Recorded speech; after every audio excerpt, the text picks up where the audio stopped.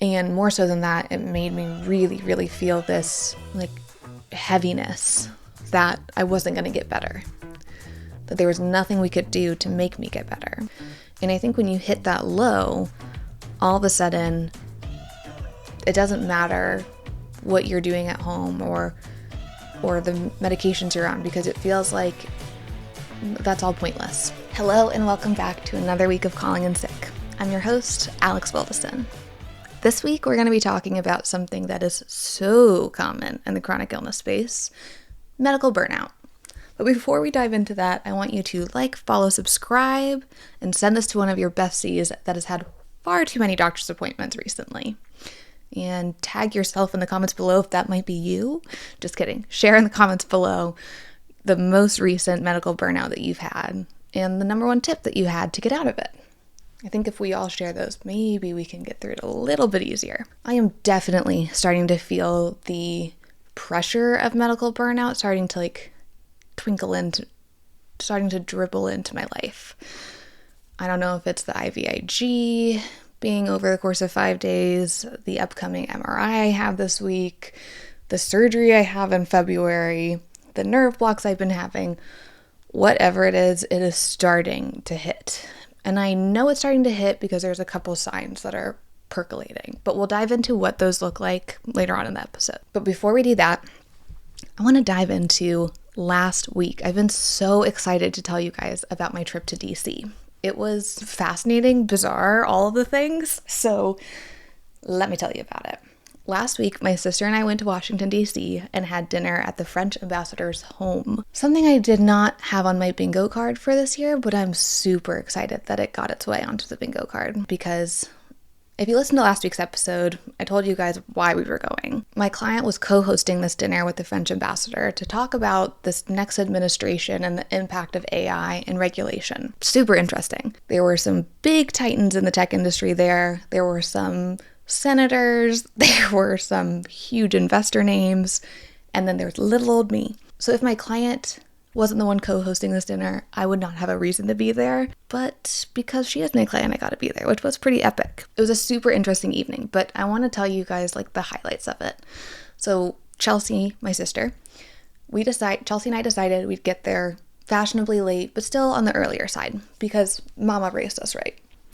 So we got there, I think the event was starting at 6 and we got there at like 6:15.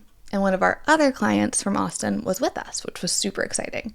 So we arrive and we are hands down the first people there. So we got to have a one-on-one with the French ambassador, and he gave us a tour of his private residence. I have never been so thankful that my sister was an art history major, because the two of them were just gabbing away about all the art, and I was sitting there nodding my head saying, those are some beautiful colors. Really captured the essence of Paris. Talking out of my ass completely. I have no business talking about fine art. I took one art history class in college, and that one was real tough for me. As I've told you guys before, I'm a finance girl, not an art girl. So anyway, we're walking around his residence. People start trickling in. There's a little happy hour. We're meeting and greeting people. I meet my client's mom, which is the cutest thing ever that she had her mom there with her.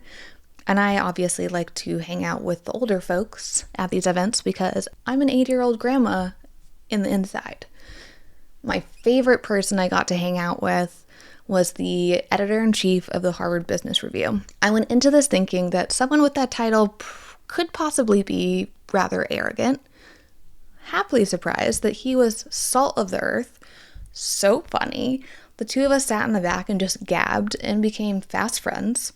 At the end of the night, everyone was heading out and having after-hour drinks, and my sister and I were like, yeah, we'll meet you guys at the bar. Hell no. We got in an Uber, went back to our hotel, took showers, laid on the bed, swapped stories, and then passed the fuck out. We were supposed to stay another day. It was supposed to be like a 72-hour trip. But there was weather coming in, so the event on Friday got canceled, and my sister and I, being the homebodies that we are, we were like, fuck this, let's get out on an earlier flight and get home. And we were super lucky. I don't know if this has ever happened to you guys, but when we were looking at changing our flights, and my sister and I are, I would say, when it comes to business expenses, cheap AF, because we like to have a high bottom line. And we were looking at our flights, and there was no direct flights available except for like a $500 change fee. And there was one flight that was a layover, and it was a $10 change fee. 7 hours of travel though. And we're like, you know what? It's worth it. Let's just get home. Refresh the page. That one went up to $700 for a change fee. And the direct flight was a $0 change fee. I don't know what happened. God, the universe was looking out for us. Booked it. Got on home. It was amazing. And then Saturday, I was just like riding on this energy high somehow. Had a great day with Coops. Went on a walk. Had a cute little date night. Sunday hit and I was exhausted. I think the travel just had spilled over and had fatigued me severely.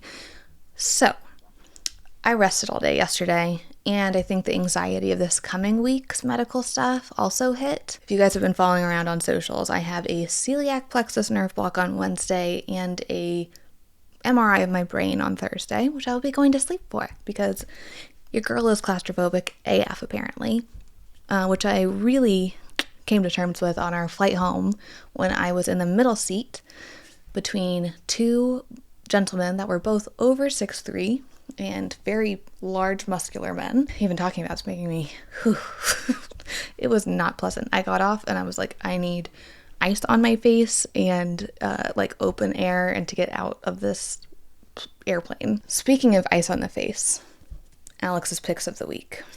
I have two for you guys this week. The first one is Skin Gym's Cryoroller ice thing. That's a really great description for it. Link in the description below. If you have been going on my lives with me, I've been doing it every morning and every evening to try to help with the prednisone swelling that has been going on in my body. Kind of doing that lymphatic drainage with ice really does help the prednisone moon face. So look into it. I'll probably do a social media post this week showing you how to do it to try to help combat the moon face. The second pick of the week is the Merit Glow Serum. If you've heard me talk on social media about my go-to die-hard products, that is in my top two. If I was stuck on a desert island, I'd bring it with me. It makes your skin so glowy. We're obsessed. If you use it, you honestly can get away with not wearing any makeup that day and you still feel put together and glowy and dewy and beautiful. Merit is clean beauty we love. So these picks of the week are important because they are the self-care that we do when we are experiencing any kind of turbulence in our life, including medical burnout.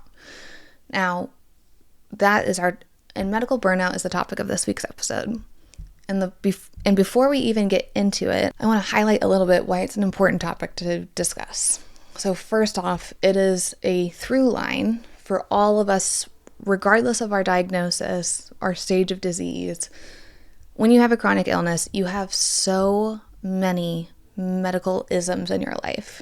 It's the most natural thing to get burnt out from dealing with it and having that be so monumental in your life. The second thing is that a lot of us naturally, I think, feel guilt around medical burnout, whether that's literally having the medical burnout and feeling guilty that we're not dealing with our health in a certain way and then experiencing medical burnout, or guilt that we are now putting another emotional burden on someone else to deal with as we move through the medical burnout and whatnot. And lastly, if you don't deal with it, I think it can be pretty destructive to your life. Meaning, maybe you stop going to doctor's appointments, maybe you stop taking your medication, and that will have a ripple effect of a tsunami in your life if you do that. So we're not going to do that. Instead, we're going to talk about it, hit it head on, process it, and release it so that we can move through the medical burnout and back to ourselves. Okay, so let's get into the nuts and bolts of medical burnout. What is it? So if you have a chronic illness, you can feel like you are in a hamster wheel that you cannot get off of, with endless doctor's appointments, endless trips to the pharmacy, endless calls with CVS, endless calls with scheduling and rescheduling doctor's appointments, diagnostic exams, picking up your medications, battling insurance, doing all of the holistic and lifestyle adjustments that we have to do in order to stay good enough. And then the emotional weight of, if I don't do this, I will get sick. So it is my responsibility. to be in control of everything so I can stay healthy. That's a lot of pressure to put on ourselves, and that's a lot of stuff to also do on top of normal life. So it's only fair and super natural for us to just have a breaking point, hit the wall, have a limit, and get overwhelmed by our health and managing it, both physically and emotionally. So I'm here to tell you, welcome to medical burnout. This is totally normal and it's okay. I'm glad that you're here to talk about it with me. So if this episode is resonating with you so far, you might be experiencing medical burnout. And there's a couple other tangible signs that would point to that. Let's go through them. First and foremost, your mental health is maybe not at your all-time best. Depression and anxiety are just heightened, and that can lead to feeling overwhelmed or super apathetic about everything regarding your health. And that has trickle down. So maybe you're missing doctor's appointments, or you're not scheduling them. You're not picking up your medication from the pharmacy, or you're not taking them. And maybe you've fallen off the horse on all of those holistic lifestyle tweaks and adjustments that we tried so hard to uphold. And if that all sounds like you might be burnt out. But you're not alone in that at all. It's something that I think it's like a rite of passage in the chronic illness space, that you've been through it. And it doesn't mean that you're going to be stuck in it forever, but it does mean we have to address it so we can move through it. I still remember one of the most prominent medical burnout times I had was in December of 2022. Now, all of 2022, I'd had this up and down health year. I had started in a really good place, and then throughout that year, it felt like I was just deteriorating and going downhill. I had caught COVID, I think in February of that year. It reactivated all of my autoimmune stuff right after I'd been in remission from Cytoxin. So emotionally, I was incredibly frustrated, heartbroken, upset that I had pushed my body so hard to do Cytoxin and fight through it, which is one of the more aggressive autoimmune treatments. It's a type of chemotherapy most often used to combat breast cancer. I had lost my hair, my body had changed a lot, and it was a really tough treatment. And so from the get-go of that entire year, I was frustrated and disappointed. And then symptomatically, I started having new things pop up after this COVID infection. That was some dysautonomia symptoms like increased heart rate, decreased heart rate, also known as tachycardia or bradycardia. Lots of gastric issues that led to absorption issues, so I lost a ton of weight. I was the smallest I've ever been. I think I was sub 100 pounds at one point because I literally could not gain weight. I was having rashes, probably what was MCAS, mast cell activation syndrome, like responses to things, because my inflammation in my body was so high. Like the best example of that was probably in August of 2022.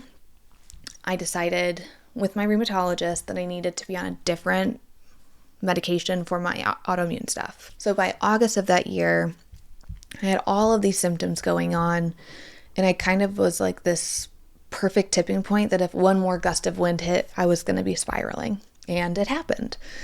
I started Humira, had my very first injection, got in bed, was watching TV, relaxing, and then that was about 2 or 3 hours after the injection happened. All of a sudden, I had a cardiac episode. My heart rate went up to like 200 beats per minute while laying in bed. And I remember sitting there, and it felt like this hot flash went up from my toes all the way up to my head.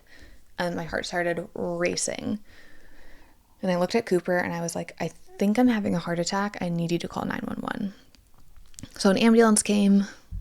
It was just like the most quintessential autoimmune experience where they were all like, you're having a panic attack. You're okay. They took me to the emergency room, did all these diagnostics, and of course it was just anxiety. And after talking to my doctors, they said, you know what, that might just have been like a one-time thing. Let's have you do it again. As you can imagine, I was terrified to give myself Humira again, but thankfully my body chilled out. I was able to do the injection, and I was okay. But that entire year then was kicked off into, okay, well, what happened with my heart and why? So that reaction to Humira kicked off a cascade of medical hoops and isms. I saw a cardiologist who then referred me to an electrophoresis EP cardiologist. I got a heart stress test done. I wore a Holter monitor. I got worked up to see if maybe I needed a pacemaker, which was terrifying. And also, I had one doctor telling me very much so I needed one, and 2 others saying I very much did not need one. I remember feeling frustrated. I remember feeling like no one was listening to me or taking me seriously. I felt like I was being pulled in a billion different directions. And then at the same time, I was getting worked up at the Neuromuscular Institute for POTS, and I did not pass the POTS test. And I remember after I did not pass that, meaning I did not have POTS, the doctor I was seeing at the time said, well, there's not really anything I can do for you then. And I just lost hope. I felt like the medical professionals that were taking care of me, the neuromuscular and cardiology teams, I felt like they weren't listening to me. I felt like I knew something was wrong, but they all were pretty staunchly saying I was okay. And in my gut, I knew something was wrong. And I knew it wasn't just anxiety. And I just felt alienated and alone. And in that moment, I remember feeling like I had to keep digging and digging and digging for what was going on. And when that happens, I think you can start to feel like, okay, if I don't get a diagnosis, I'm going to die. And you spiral. So like your anxiety gets super, super heightened. And worse so than that, you start doing all of this research and trying to diagnose yourself, which, if you've been there, you know is a dangerous, dangerous mountain to be on, because you will really lean onto WebMD, and WebMD will tell you that you're probably going to die in a week or something, which is never the case. It also, I think, made me start to not really trust doctors, trust the medical system, and more so than that, it made me really, really feel this like heaviness that I wasn't going to get better, that there was nothing we could do to make me get better. And I think when you hit that low, all of a sudden, it doesn't matter what you're doing at home or the medications you're on, because it feels like that's all pointless. And it's in those moments, I think, where you start turning to the internet, be that Facebook support groups or Reddit or WebMD, and you try to find a label for yourself. Because in our minds, if we have a label, that means that scary event like in August might not happen again. And we can protect ourselves from getting worse. But hindsight's always 20/20.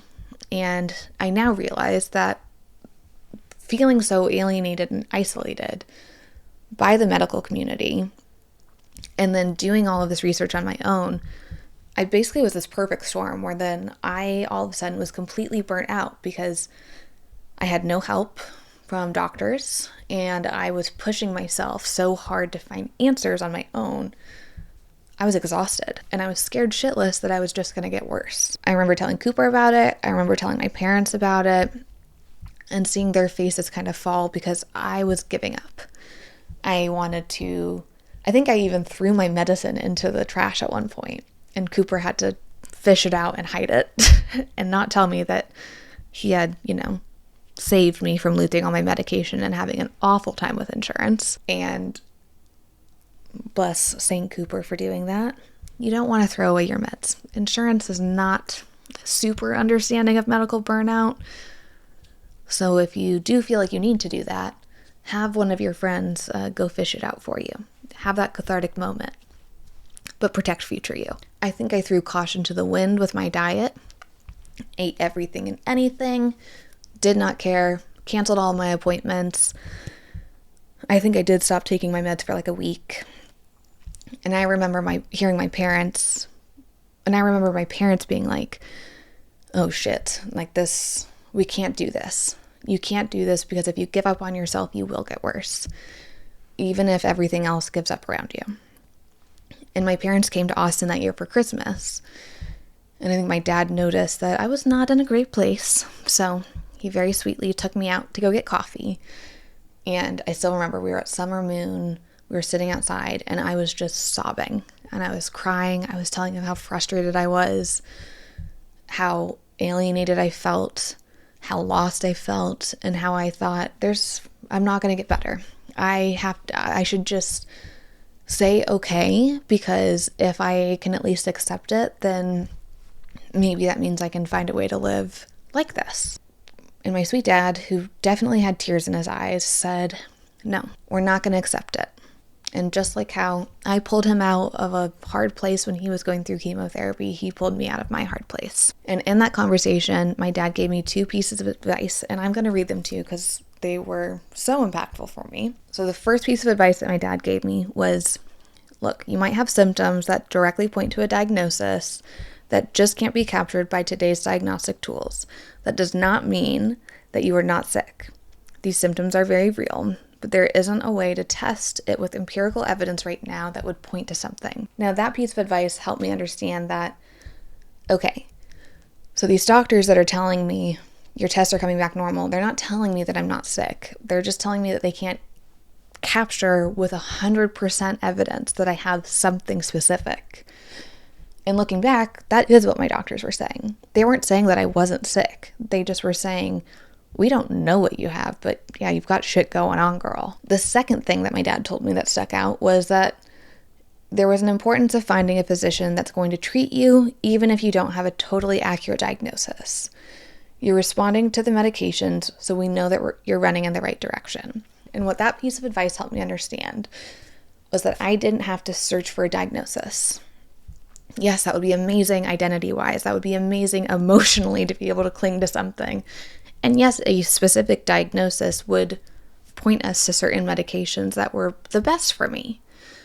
But, as you guys may know, most autoimmune diseases are treated with the same medications. So, although it totally matters to have a specific diagnosis, it's not totally necessary in order to start getting treatment. And what I mean by that is rheumatoid arthritis, lupus, and mixed connective tissue disease, and some forms of vasculitis are all treated with the same medications. And so if I was on a medication and responding to it, that meant we were running in the right direction. Now, that doesn't give everybody total peace of mind because you feel like, okay, so I'm just going to be doing science experiments on myself until my body actually responds to a medication. Yes, but to be totally honest, that's where medicine is more of an art than a science. And each of us have different medications that we're going to respond to best. And I will even take that one step further. Even with the same diagnosis, we might need 2 different medications. I have a friend that has PAN. She's on one medication and responds super well to it. I am trialing it right now, and it's not working super great for me quite yet. I'm still having vasculitis nodules pop up. I'm still feeling shitty, so that might mean that this is not the right drug for me, and that's okay. So a diagnosis, yes, is helpful in so many different ways. It's not always the answer. And what happened after this moment with my dad is actually the moment that I point to time and time again of why I actually started getting better. I got a positive test back for small fiber neuropathy. My lupus markers were turning positive, but I got denied for IVIG.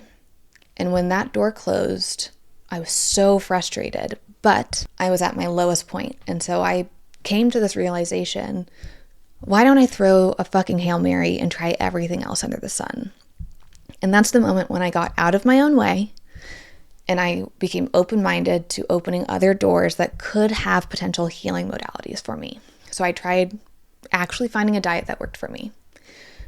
I booked my very first appointment for functional medicine. I started building out this detox protocol for myself and researching really hard, not what disease I have, but what things help inflammation in general. And so I made this 12-week protocol, and I started building healthy habits into my life again. So I was meditating, I was gratitude journaling, I was going to talk therapy, and I was finding movement. And I was also being so open and vulnerable with how I was feeling about all of this for probably the first time with everyone in my life. And doing that was not only cathartic, but it allowed me to start healing. And it was from 2023 to current that I really started to heal and to get better. And I got myself into remission again. Granted, that all changed when I had the spinal injury, and that's a whole story for another day. But it was in that moment that was so pivotal because I really grasped what this outcome of medical burnout could look like. And so, however painful and awful medical burnout can be, I always think it kind of happens for a reason. And medication gets denied. There's a reason for it. A doctor tells you you don't have anything, it's anxiety. Well, even if they're the best specialists in their field, maybe that means they just aren't the best specialist for you. So you go find a new specialist. Anytime that I've hit this low, a huge high has come after that. So if you're sitting in the low right now and you are feeling alienated and hopeless and frustrated, feel those feels and work through them. And then open up your eyes and start looking around. What new doors opened up? What new path can you go down? What maybe have you been in your own way about? If you stepped out and tried that new path, could you find healing? Maybe give it a go. But this is an episode about medical burnout, not just what happens after medical burnout, but the reality of it. I talked about a few things in my story, but there's a couple very unique things in the chronic illness space that lead to medical burnout that I think are important to touch on. First and foremost, we have complex medical issues that are multi-systemic. Meaning, for example, lupus impacts your skin. It can impact your nerves. It can impact your joints. It can impact your brain.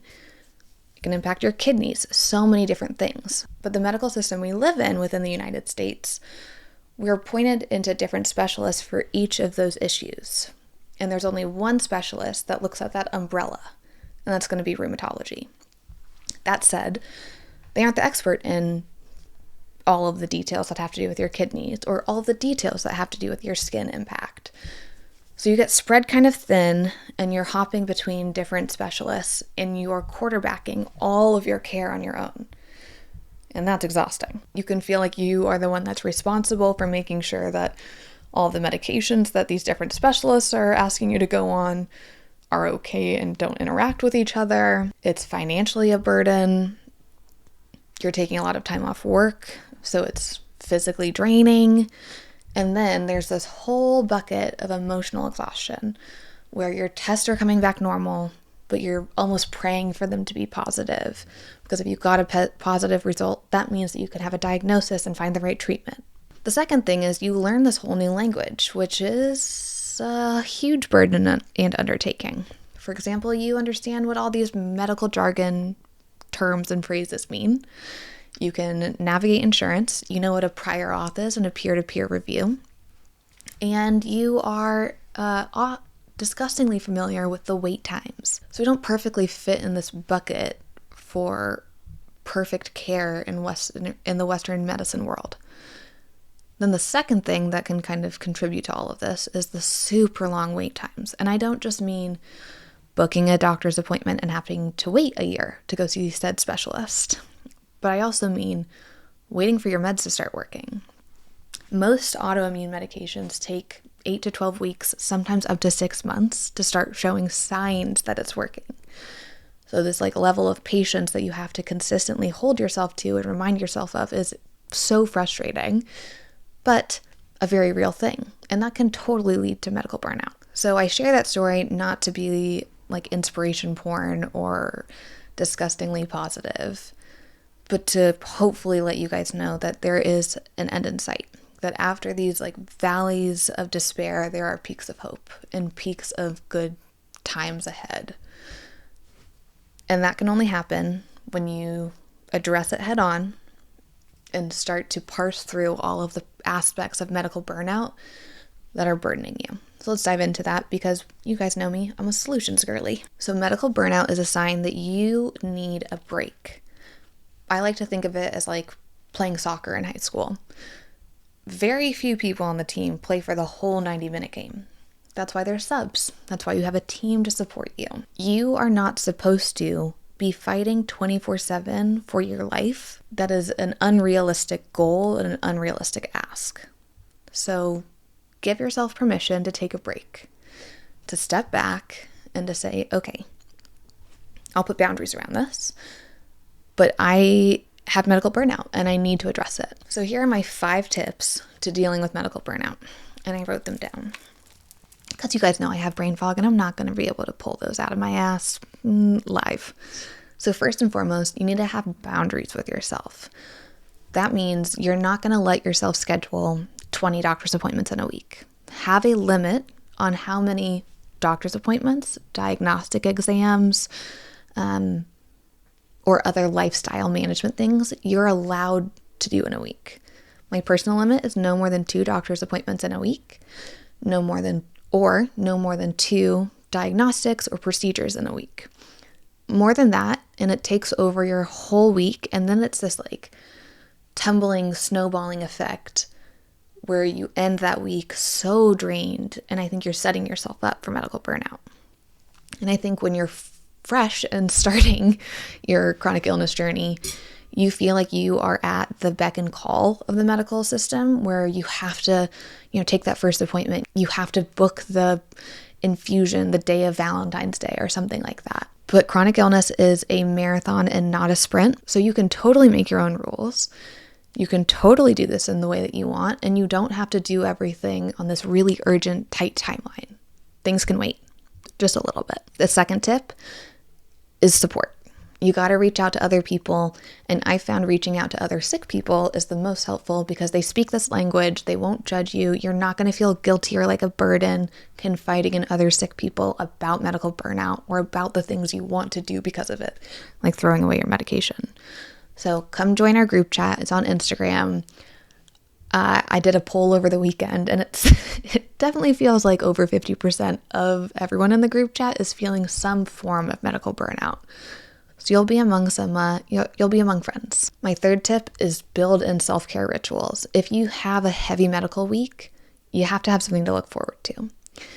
So for example, this week I have a celiac plexus nerve block on Wednesday, and I have a rather large MRI on Thursday. And what am I going to do?